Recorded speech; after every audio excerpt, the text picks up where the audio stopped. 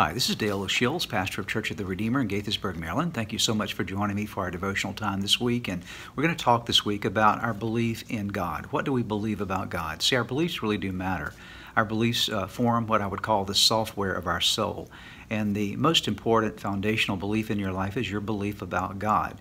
When it comes to belief about God, we can believe a variety of things. Some people say that they're atheists. They don't believe in God at all. Others are declared themselves to be agnostic. Well, I'm just not really sure. Others are kind of deist in the way that they view God, that God maybe exists, but he kind of got the world going and he really is not very much involved in the world. And there are others like myself, and I'm sure perhaps many of you, if not most of you that are watching this, would say we're theist in the sense of biblical theist. We believe that there is a God who really is engaged. We believe in the existence of a very real God.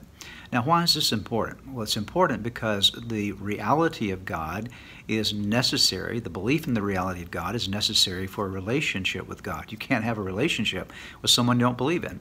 And so really there is a relational dimension to the very basic faith of believing that God exists. The Bible says in Hebrews chapter 11, verse number 6, "And without faith it is impossible to please God, because anyone who comes to him must believe that he exists and that he rewards those who earnestly seek him."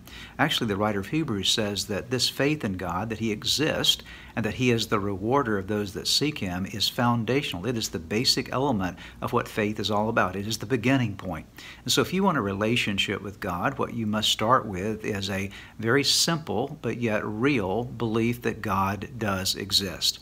You might say, well, how do we know that God exists? There are lots of different ways that we can kind of get, if you will, a proof of God's existence. When I think about it in my own life, I think about the proof for God's existence is reflected in a number of ways. Number one, through creation. We'll talk more about that this week. But the fact that you look at the design, the order of the universe, and realize that there's a system, there's an order. Everything has its place, if you will. There's a unique design, and there's no design without a designer. And so it points to the reality of a God who set things in motion and who is engaged in the oversight of the universe. He's engaged in the process of our lives in a very real and meaningful way. You look at the DNA, just even of the human nature, DNA of all kinds of living things, and that DNA is a structural dimension that is placed into the very cell of organisms that again rings clear of the fact that there was a designer behind all of this.